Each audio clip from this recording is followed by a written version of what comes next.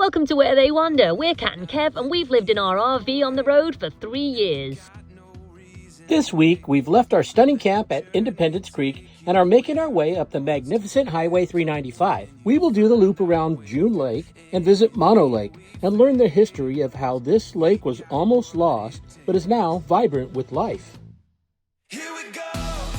All we need is an open road and a chance to see a never-ending world that's beautiful.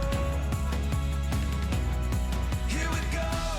We've come up to 6,000 feet on the 395, and we've just pulled off at this vista point, and wow, this is a very steep hill. Almost kind of want to put the chocks in the truck, in the RV, because it's pretty steep. Oh my goodness gracious me. It's called the Range of Light, sculpted by ice. And it's the glaciers. Oh my gosh, okay, all right, enough talking, look at this view. Every color filled with wonder. Now we finally see we got everything we need. Here we go. All we need is an open. We were risking it by heading to Glass Creek off the 395, which is an extremely popular first come, first served campground.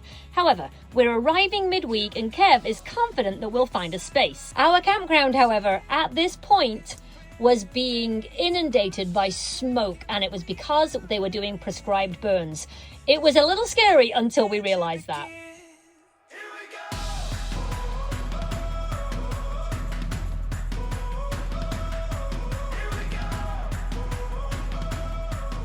Well, here we are at Glass Creek.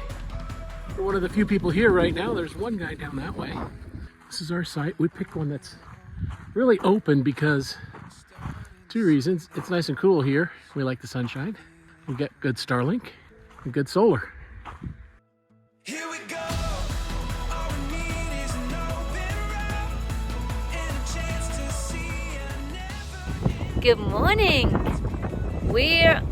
We've left our campground at Glass Creek. The smoke really cleared up last night. They are doing prescribed burns again today, and what they're doing is, we've noticed, I'll put a picture of what we saw, they're actually burning the brush, the chaparral underneath the trees, but the wind is blowing in a different direction, so that's wonderful. So our campground is all nice and clear today. But now we are going on the June Lake Loop, and we're going to go look at June Lake, Silver Lake, and Grant Lake.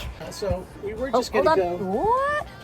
We were just going to go on the loop to the ski area and then back and then Mono Lake, but we can follow the loop all the way around, and then we're heading to Mono Lake to check out the, what are they called? Tufas?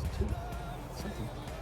I don't know. We're going to find out. We're going to find out. No idea what the Tufas are, but let's find out. The Mono Basin's Tufa. The Mono Basin's Tufa. Not a Yeah. clue. Not a clue.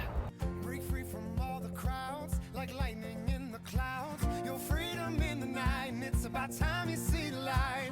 Gone all the silent ways, lost all the olden days. You'll find what's missing if you listen to the whisper in your soul. The June Lake Loop is a scenic 15 to 16 mile drive along California Highway 158 in Mono County, California, which typically takes 30 minutes without stops, but it is recommended to allow 2 to 3 hours to enjoy the 4 lakes it passes. The best time to visit are during spring, summer, and fall.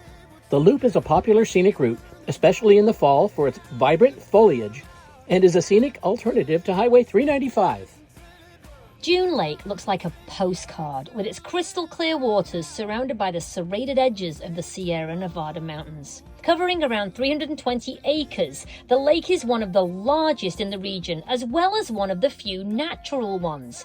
It's popular for fishing, offering arguably the best beaches in the Eastern Sierra.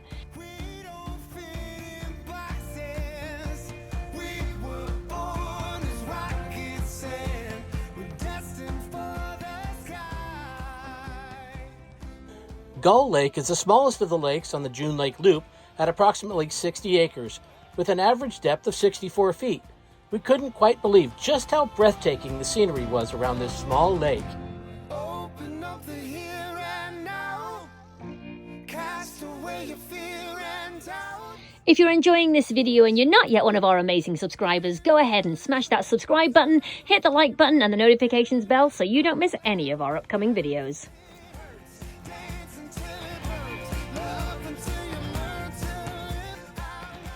Visiting Silver Lake was a little tricky as the only parking lot around was tiny and there were so many people. So we just took some stills before heading to our final destination at Mono Basin. So we are now at the Mono Basin Visitors Centre. You know we love our visitors centres, so we're going to have a look around.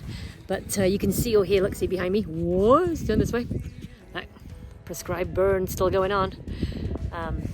Big signs everywhere, electrical signs saying, "Don't report these fires. We know we're doing them ourselves." So.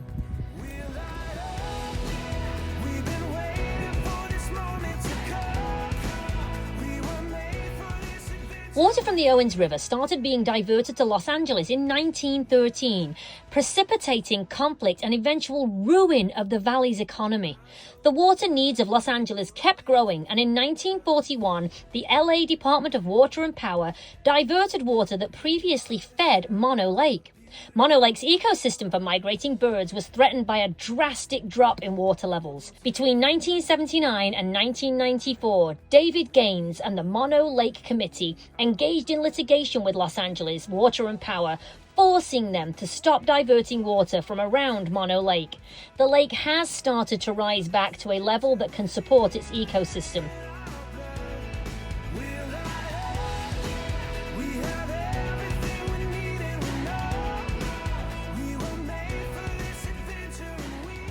This visitor center is filled with great information about the lake and the Mono Basin. We do love a good relief map, and this one is fab. There are lots of hand-on exhibits for kids and big kids alike. Before we explore more of the exhibits, we are heading outside. Black Point, a volcano that erupted underwater, is an unusual sight on dry land. The eruption that spewed out this pile of black cinders occurred under a much deeper Mono Lake during one of the Mono Basin's many ice ages. As the climate warmed and Mono Lake shrank, Black Point was exposed. The lake used to be approximately 50 feet higher than this. In 1941, Los Angeles Water and Power cut off 3 of the 4 tributaries coming up the mountains in order to take the water to Los Angeles. And what that did, it devastated the lake. The lake dropped by 50 feet.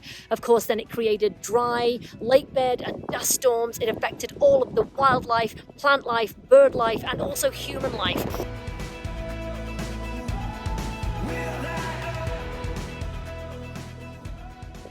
This is a reserve for shorebirds, and it is massive on their migration route. Over 80,000 birds make this their winter home.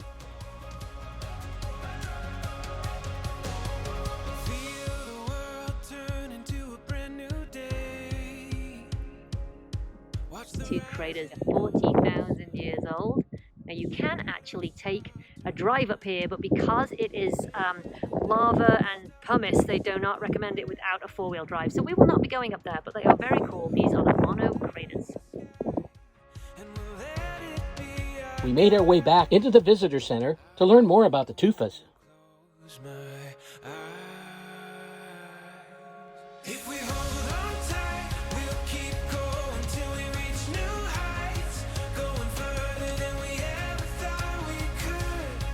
These are the Tufas, water that comes up from the bottom of Mono Lake, full of these chemicals, calcifies, and makes the Tufas. Don't they remind you of hoodoos?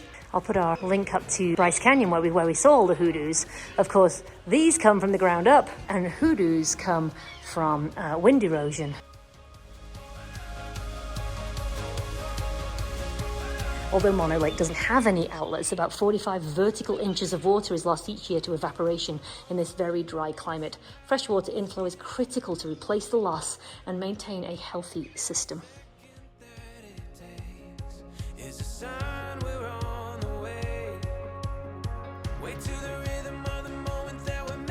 Lithoid tufa, ice age tufa. Look at this, all the crystals. This is so awesome. Have a good look at this. Look at that. Isn't that cool?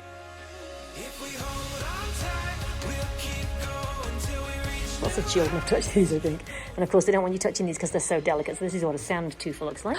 Reptiles, gopher snakes, kangaroo rats. I love these kangaroo rats. They're so cute. Apart from when they jump at your feet when you're in a campground.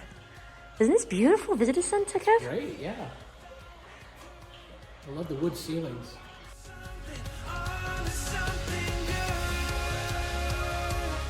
once near to extinction in 1995. They were down to only 105 bighorn sheep, but now due to conservation and better water and breeding and protection, they are up to 600 in the High Sierras, or this area, which is wonderful. We stopped here at Mono Lake, and the seagull seems to have made his home on our neighbor's hood right here. Number of trails here, and we're going to be taking the shortest one possible and the flattest one possible. Here it is, right here. This green one, it says it's about 0.3 of a mile. Half a dozen little mountain brooks flow into Mono Lake, but not a stream of any kind flows out of it. It neither rises or falls, apparently, and what it does with its surplus water is a dark and bloody mystery. Mark Twain, 1872. Where we're standing now used to be below water, and where the truck is over there was an old marina. And this marina, it had everything that you needed to have fun at the lake. Go tear this life apart, go find out where it starts, and do it all again. We made it to the boardwalk. So of course, this should have water underneath it. Well, this is to protect the ecosystem. Okay. So what happened when they blocked off those tributaries that were coming in here, the streams that fed the lake? Like I said before, it just started to evaporate faster than they could fill it. But this is a salt lake. It is a brine lake, and the brine shrimp, but it did used to have fish because the salinity wasn't that bad. But like John Muir said, the water doesn't go out of this lake, it only evaporates out. So you have to... That was Mark Twain. I'm sorry, Mark Twain. That's why the seabirds love it, because there's seafood here. Because it's a salt lake, just like the Yeah, like Salton Sea and the Great Salt Lake, which also is evaporating faster than it can be filled. It's on the migratory bird highway. There's a little offshoot here. You can actually walk to the visitors center, and the boardwalk is dedicated to David Gaines.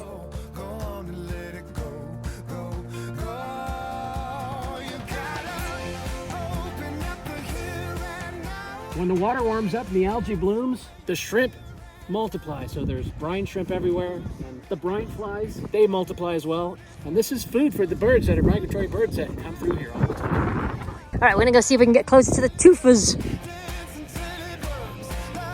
Oh, Kevin's trying to show me a tufa up there, but I don't think I'm at the right angle right now. But you can definitely see water right next to the boardwalk here, which is why they don't want you coming off this boardwalk. I could see a little patch where people had kind of jumped down. I don't want to take photos or what, I don't know why.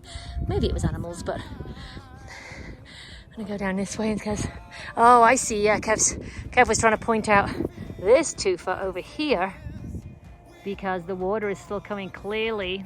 The water is still coming up out of the ground over here. Beautiful shot of the mountain in the background right there.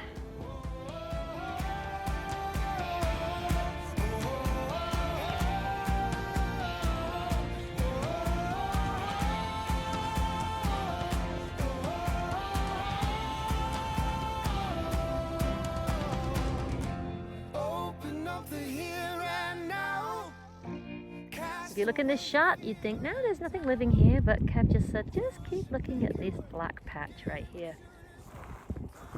Flies! Lots and lots of flies, oh my goodness.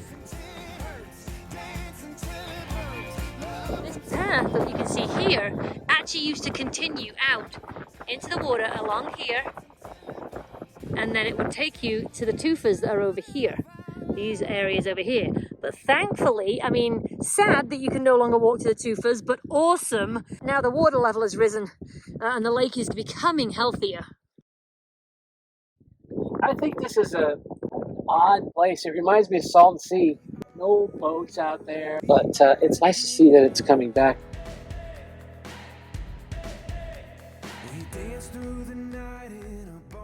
And then these are the really big ones that are out in the water that, like I say, you once could walk to, but now you can no longer. But they are very, very cool to look at, aren't they?